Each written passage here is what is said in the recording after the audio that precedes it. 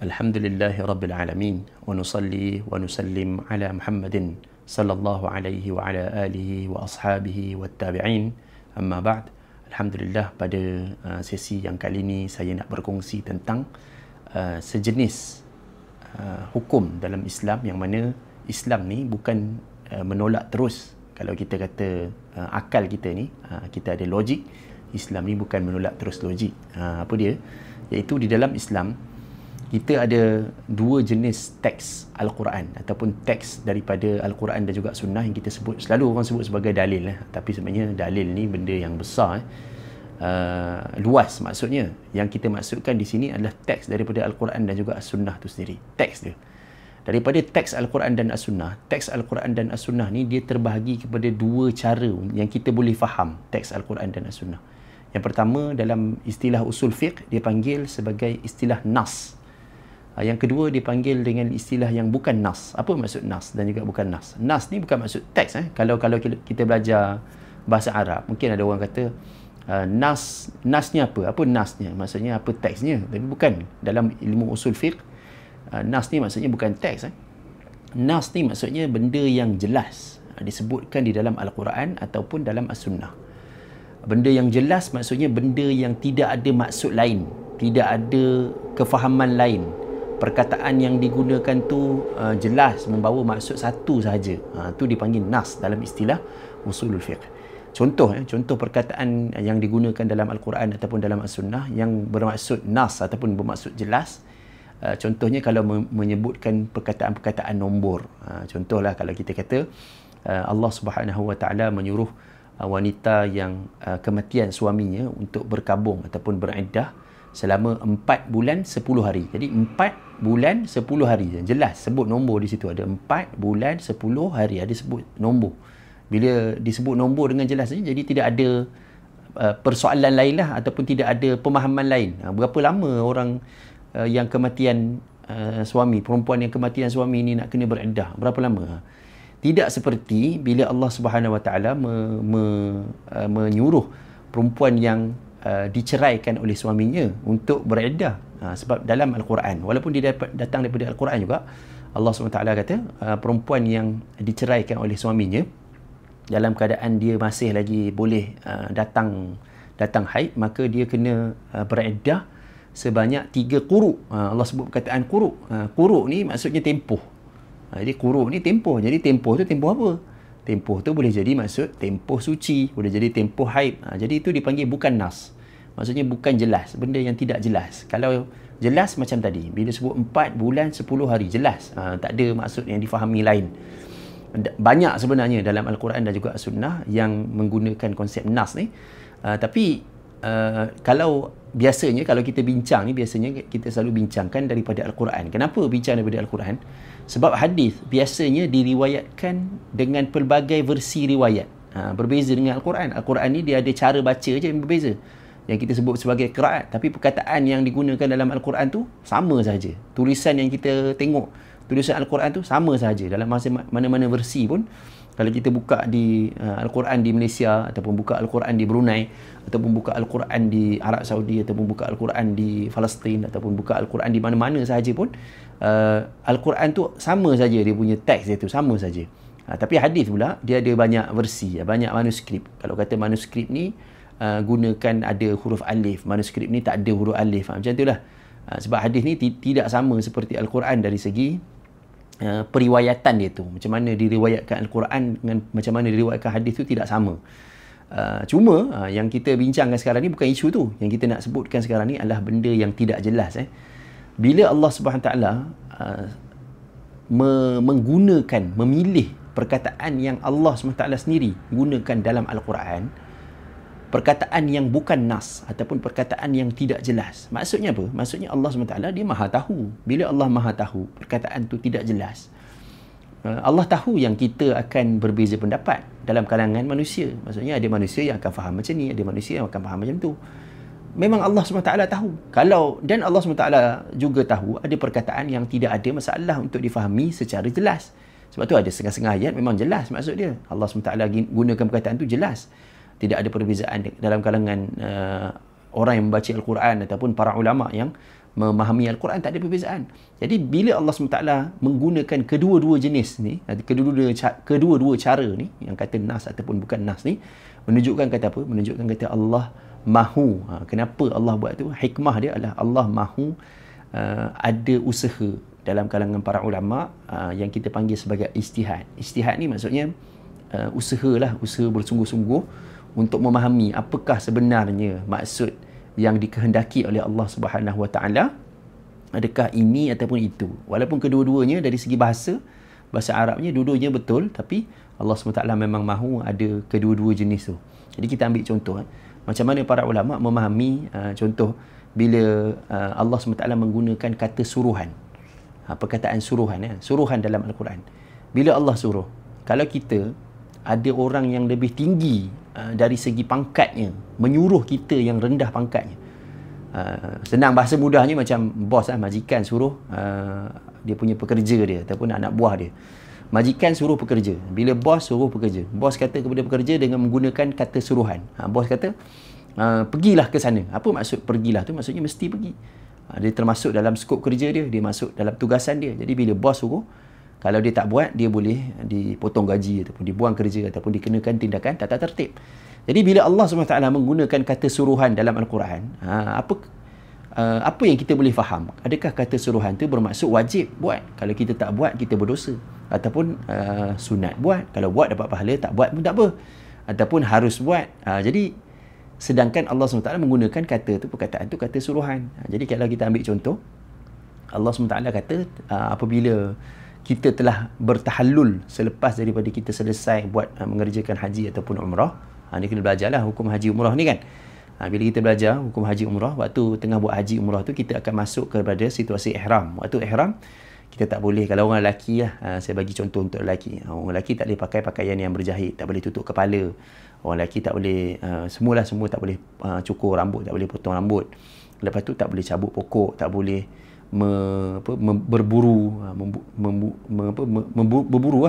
menangkap binatang buruan, bunuh dia untuk makan, ni semua tak boleh.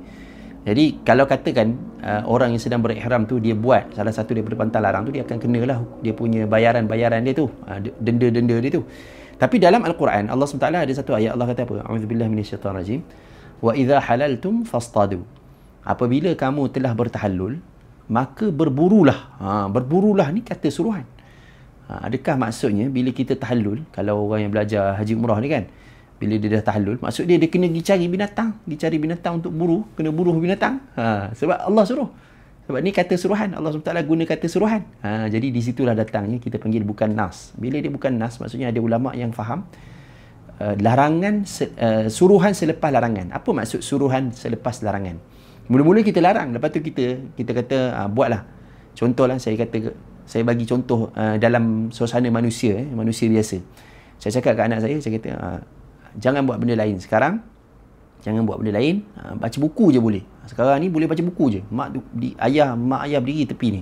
Sekarang ni baca buku. Jangan buat benda lain. Jangan tengok lain, jangan angkat kepala, tangan pegang pen.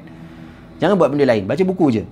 Tu anak tu pun baca buku. Jadi selepas 1 jam, tiba-tiba ayah tu kata, okey sekarang buatlah, nak buat apa pun. Kata pun buatlah benda lain. Apa maksud sekarang buatlah benda lain? Adakah ayah tu wajibkan? Maksudnya anak dia kena berhenti buat kerja sekolah tu ataupun baca buku tu, kena berhenti buat. Bila ayah ataupun ibu suruh tu, maksudnya itu dipanggil dalam istilah usul fiqh, dipanggil apa? Suruhan selepas larangan. Bila ada suruhan selepas larangan, adakah suruhan selepas larangan ni bermaksud benda yang wajib buat ataupun tidak wajib buat, hanya mengangkat larangan yang asal. Itu sebab apa? Sebab manusia bercakap macam tu. Allah menggunakan bahasa manusia. Bila Allah SWT menggunakan bahasa manusia, maksudnya Allah nak kita faham menggunakan bahasa manusia lah. Takkan Allah bercakap dengan bahasa yang kita tak faham. Allah SWT gunakan bahasa yang kita gunakan. Bila Allah guna bahasa manusia, jadi antara gaya bahasa manusia ialah manusia kalau ada suruhan selepas larangan, maksudnya dia nak mengangkat larangan tu, dia nak membatalkan larangan tu saja, bukan dia nak wajibkan buat benda lain. Jadi dalam benda-benda yang dipanggil bukan nas ni, dalam benda-benda yang bukan nas ni, ada satu medan yang luas untuk orang yang berautoriti, orang yang berkuasa untuk beristihad ataupun berfikir bersungguh-sungguh apakah hukum yang sesuai. untuk dilaksanakan, untuk dikenakan kepada para mukallaf ataupun semua umat Islam. Antara contoh orang yang berautoriti adalah para ulama. Jadi ulama-ulama ni dia berfikir mendalam, kaji, dia bandingkan ayat Quran, dia bandingkan hadis-hadis, dia bandingkan peristiwa-peristiwa dalam sirah Nabi sallallahu alaihi wa alihi wasallam. Lalu dia keluarkan satu rumusan. Bila dia keluarkan rumusan, jadi mereka berhak untuk kata inilah dia sebenarnya hukum yang Allah SWT nak. Tapi benda tu pastikan dia bukan nas. Dia benda yang bukan nas. Sebab tidak ada istihad, tidak perlu pun beristihad, tidak perlu kita fikir banyak kalau benda tu dah nas. Apa maksud nas tadi? Ulang balik tadi. Jadi bila kata para ulama telah merumuskan sesuatu, jadi dia berhak untuk buat rumusan begitu. Sama juga dengan pihak berkuasa dalam sesebuah negara ataupun para pemerintah ni kan. Dia boleh beristihad dalam benda-benda yang langsung tak ada nas ataupun langsung tidak ada dalil daripada Al-Quran dan juga As-Sunnah. Contohlah kalau kita kata undang-undang jalan raya kan. Undang-undang jalan raya ni tak ada di dalam Al-Quran ataupun dalam hadis Nabi sallallahu alaihi wasallam. Jadi pemerintah ni dia berhak untuk meletakkan ada undang-undang jalan raya. Contohnya kalau ikut sukalah nak bawa kereta tu, nak bawa 110 ke nak bawa 210 ke, ikut suka dia lah kan. Sebab kereta dia punya nyawa, dia lah nak bawa kereta, ikut suka dia lah kan. Tapi para pemerintah berhak untuk berfikir secara mendalam dengan kajian-kajian untuk mengatakan had laju tertentu bila sampai ke kawasan ni ialah 90. Hak laju bila sampai ke kawasan ni ialah 110. Jadi lebih akan kena hukuman. Jadi macam tu. Boleh dia berhak untuk buat macam tu. Sebab apa? Sebab benda tu tidak ada nas. Tidak ada di dalam Al-Quran, tidak ada dalam hadis. Bahkan kalau ada dalam Al-Quran ataupun hadis sekalipun, dia bukan nas. Kalau dia bukan nas, para pemerintah berhak untuk beristihad. Kita ambil contoh yang lain sikit. Kalau kata dalam zaman dahulu, perbezaan antara ulama, istihad ulama pada zaman dahulu dengan istihad ulama pada zaman sekarang. Kita tengok dalam pemerintahan dululah ulama-ulama besar dalam mazhab Hanafi ke, mazhab Hambali ke, mazhab Syafi'i ke, mazhab Maliki ke, mana-mana mazhab sekalipun, mereka hidup dalam suasana kerajaan Islam telah pun ada. Kerajaan Islam tu telah pun, dalam bahasa Inggeris sebut dah establish. Kerajaan Islam dah ada. Bila kerajaan Islam dah ada, jadi mereka beristihad berdasarkan suasana masa itu, dengan kebiasaan masyarakat pada masa itu, dengan kebiasaan ayat Quran diturunkan pada macam mana zamannya. Jadi antaranya Allah SWT menyuruh untuk mengutip, kita panggil sebagai jizyah kepada orang yang ahli kitab. Dalam Al-Quran Allah SWT sebut kan, kutip jizyah daripada ahli kitab. Maksudnya ahli kitab kalau dia duduk dalam negara Islam, mereka ni boleh duduk dalam negara Islam, boleh menjadi warga negara dalam negara Islam, tapi mereka membayar jizyah, dipanggil. Istilah dia kena bayar jizyah. Tapi dalam ijtihad ulama-ulama empat mazhab, mereka mengatakan selain ahli kitab, kalau dia sebab ahli kitab ni kita tahulah dia beriman juga kepada Allah Taala, cuma dia adalah dia punya penyelewengan dia tu yang menyebabkan dia kata, contohnya orang Nasrani dia kata Nabi Isa anak Allah, ataupun dia kata Nabi Isa tu Allah. Jadi ada penyelewengan lah dalam teks-teks daripada teks-teks asalnya tu. Tapi secara umumnya mereka percaya Tuhan itu Allah, dia percaya Allah, ada Allah. Sama juga dengan Yahudi, dia percaya Allah, dia percaya Nabi-Nabi, dia cuma tak percaya Nabi Muhammad sallallahu alaihi wa alihi wasallam saja. Dan juga adalah Nabi-Nabi yang tak percaya. Tapi kok mana pun dia percaya kepada Tuhan Allah ni, dia percaya. Jadi ahli kitab tu, mereka itulah ahli kitab. Dalam Al-Quran Allah SWT kata jizyah ni dikutip daripada ahli kitab. Jadi tapi pada zaman sekarang kita dapati orang yang bukan Islam ada lebih daripada ahli kitab. Ada lebih. Ada orang yang bukan Islam tapi dia tidak beragama langsung. Ada orang yang bukan Islam, mereka ni beragama campur-campur. Ada orang yang bukan Islam, mereka ni ada agama yang selain daripada ahli kitab. Contohnya macam dia beragama Hindu ataupun dia beragama apa-apalah agama yang ada dekat dalam dunia ni, ada lebih kurang 3,000 agama ni. Jadi mereka beragama dengan agama-agama lain. Kalau ikut mereka ni boleh tak bayar jizyah? Mereka ni boleh tak jadi warga negara dalam sebuah negara Islam? Boleh tak jadi? Jadi para ulama beristihad. Dan istihad tu dibentangkan dengan pemerintah semua sekali. Jadi akhirnya ada negara Islam, negara umat Islam yang mana umat dalam negara tu yang bukan Islam, walaupun dia bukan juga ahli kitab, dia dibenarkan juga jadi warga negara dalam sesebuah negara Islam ataupun negara umat Islam. Jadi itulah antara contoh macam mana para ulama ataupun para pemerintah ni dia berhak untuk beristihad dalam perkara-perkara yang tidak ada nas. Maksud tidak ada nas tu bukan tak ada ayat Quran. Sebab kalau tadi contoh jizyah tu ada dalam Quran, tapi dia bukan nas. Maksudnya dia bukan jelas. Jelas straightforward macam tu, tidak. Contoh lagi contoh terakhirlah untuk bagi kita lagi jelas lagi. Kalau tadi saya dah bagi contoh tentang benda yang tidak ada dalil. Contohnya macam undang-undang jalan raya. Benda yang ada dalam dalil tapi berubah zaman. Contoh macam jizyah tadi itu kepada selain daripada ahli kitab. Contoh lain macam mana dalam zaman Nabi sallallahu alaihi wasallam lagi, macam mana Nabi pernah ada pada satu hari, ni kisah ni sebenarnya berlaku selepas peperangan Ahzab.